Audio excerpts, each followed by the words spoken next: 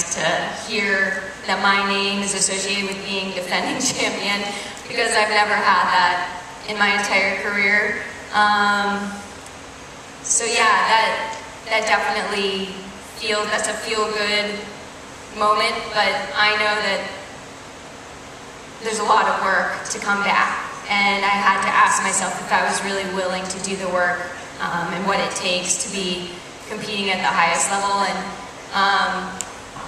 I've had a very, what I believe is a really consistent career, and so I don't want, you know, my final races in my career to be a downward trend. I'd rather have it be at a really high level continuously. I think we have one in the back. Question? Yeah, right here, Shalane. With this big story being the U.S. women going into this race, I want to know, for you as one of those leading U.S. women, what way has that storyline kind of manifested in your life from either interactions you've had with people in the city or things you've read or seen or heard?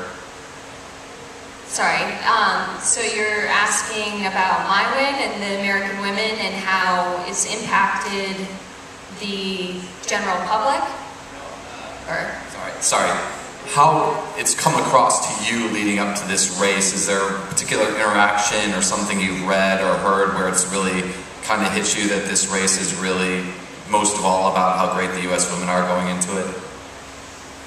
I'm not totally sure I could hear that, sorry. So was there a moment where you were like, wow, this is amazing, this field of American women, and it's a big deal and we're all going at it? Or is it really just, you know, you decided to come back and there's a lot of hard work and, you know, it's nice that, you know, everyone's running, but really never hit you?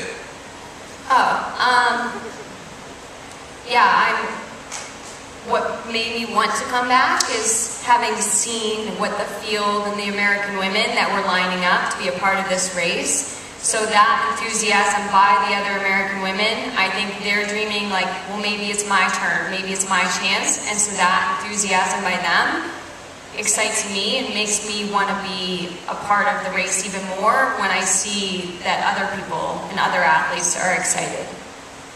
Great. Now, not to sell short this field, because we have some incredible women running who aren't American women, Vivian, Cheruiyot, Mary Katani.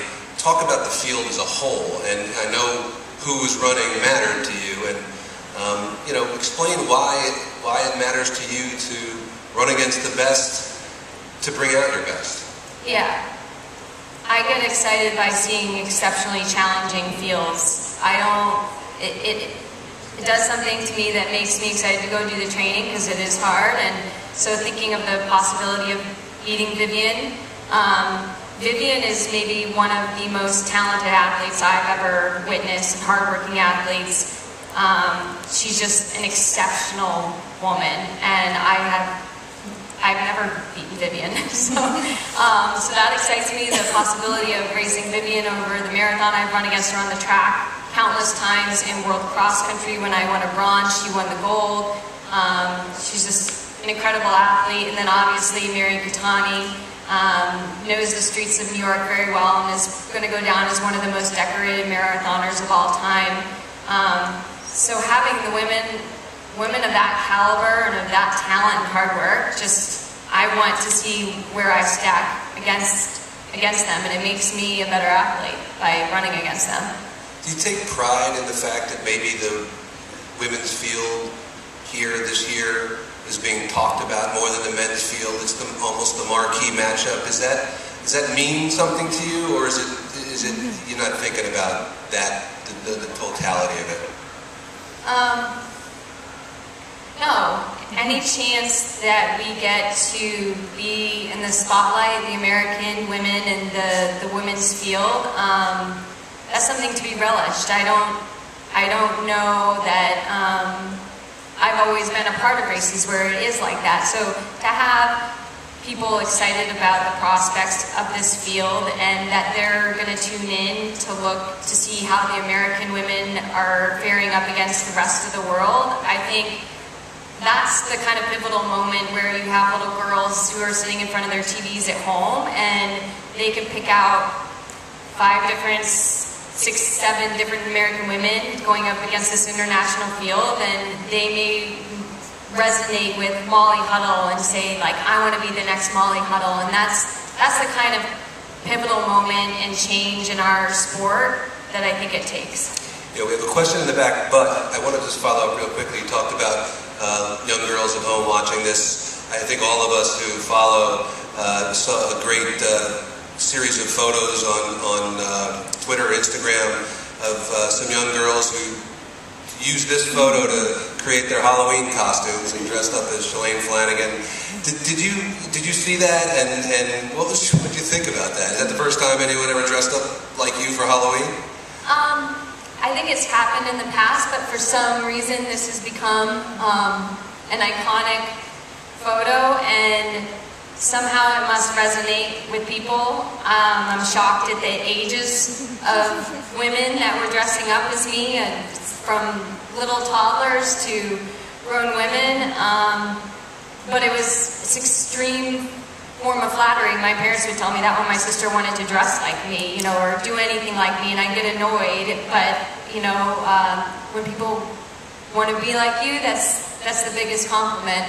And yeah, it made me extremely happy. It made me happy to send to my parents, because I'm like, hey, we did something right? That other people are going to have their kids dress up as me. But it's not just me. It's just, I think it's dressing up as a female athlete and having a big moment. So that's great. Question in the back? Yeah, Shalane, you talked about all the American runners in here, but I'm wondering whether they're here or not, who will you be watching as a future American star? Who is up and coming, whether they're in this field or whether they do well on Sunday? Where's the future? The future American marathoner? Marathoner, yes. American marathon. Yeah. Gosh. I don't know. I think that's the beauty of this sport is you can have some athletes like myself who've come up through the traditional ranks of being a pretty good high school athlete to then winning a major marathon, but then you can also have the Allie Kiefer stories of being pretty good, but then really aligning things later in life and figuring things out. So it's hard to know when you're going to have these amazing women that are just kind of biding their time, putting in their work, putting their head down, and they have a big moment that we don't necessarily see coming, and that's what's fun about athletics. But I honestly, I don't know at this moment, but I think there's so many groups around the country that are really starting to just put in the work.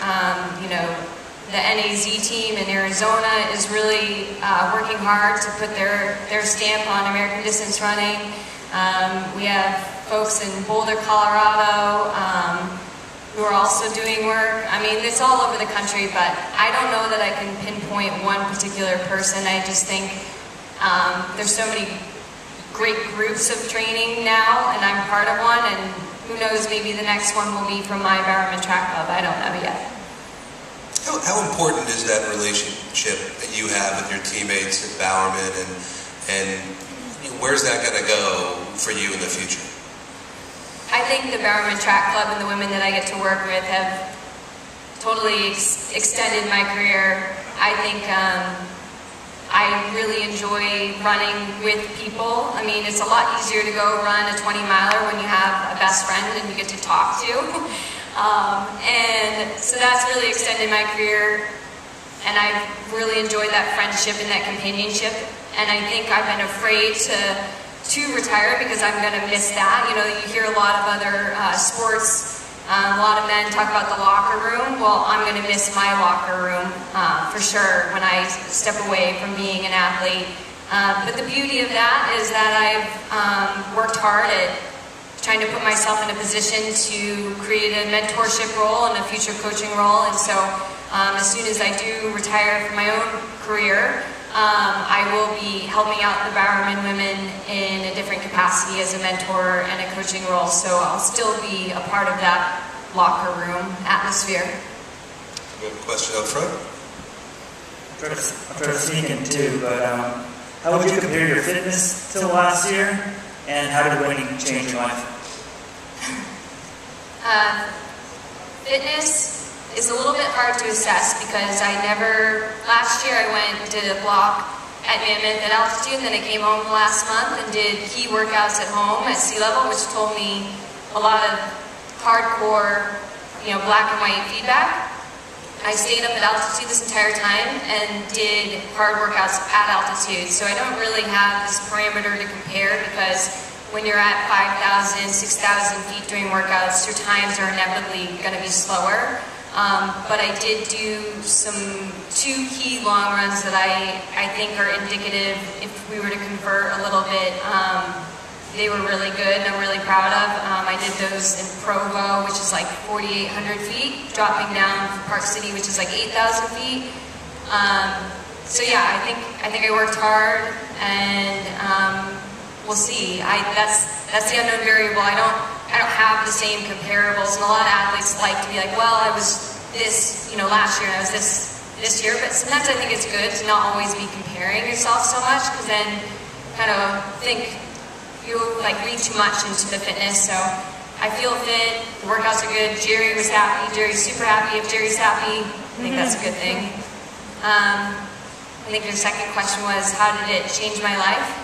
Yeah, are you recognized more? I mean, you're already very prominent in the running world, but has it opened up new opportunities? I was in a Super Bowl commercial. That was kind of epic for Michelob Ultra, and I've continued my relationship with Michelob Ultra, which they are a major sponsor of the marathon, and been really fun to work with. And I actually helped coach 95 runners that they brought to the New York City Marathon, and hopefully I'll be celebrating with them as we all cross the finish line on Sunday. But yeah, you work hard and you put yourself in a position to have success, and then doors open and opportunities open.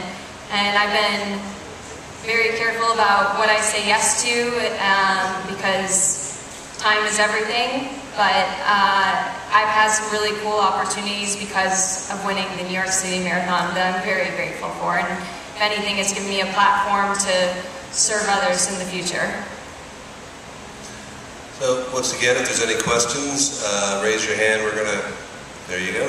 We're gonna a couple more minutes left here. Shalane's got to get out and actually get a run in before the gala. So much has been made of your relationship with Gwen Jorgensen and your ability to mentor her a little bit within the team as she's moved to being a marathoner. What have you learned from her as an Olympic gold medalist? An Olympic gold medalist they have an incredible work ethic. Gwen has an incredible work ethic, and she brought that gold medal mentality to distance running. The downside maybe right now is that the rest of my teammates and I, and most people who are in this sport, have decades compounding worth of work, but she brings that mentality and that work ethic, and I think other athletes thrive being around her because she does work hard, and they see that, and I think people want to be around hard workers if they want to achieve big things. And she's the only one on our team with the gold medal right now, and so she's a great role model. Do you have any more questions? I got one more on the Bowerman team. Are there any great words of wisdom you've gotten? Anybody going to be here to watch, the race on Sunday, or are you sort of out here on your own, you and Jerry? Yeah, I'm in constant contact with the Bowerman women, and they just remind me that they love me no matter what, and that they know how hard we all know how hard we work, and so we just always hope that we get the opportunity to showcase that work. And so I feel like being in a leadership position that I always, when I'm out there running, that they're always with me. And that's what they tell me and I tell them is, even though I'm not running right next to you, I'm right here and I'm right here. And so they're with me all the time. And But literally here this weekend will be Amy Cragg, one of my, I can't say favorite, but she's a little bit of a favorite because she helped me make my 4th Olympic team. Is a really selfless person, but she'll be running the 5K on Saturday, and so I feel pretty lucky to have her support here this weekend. Great, thanks a lot. Unless there's one last question, we're going to wrap it up here. Shalane will be back tonight for our big Night of Champions Gala once again. Over the $1 million raise mark. Really incredible. Thank you to Shalane. Thank you, Kathy, for all the work you've done on that. It's going to be a great night. Thanks, everybody.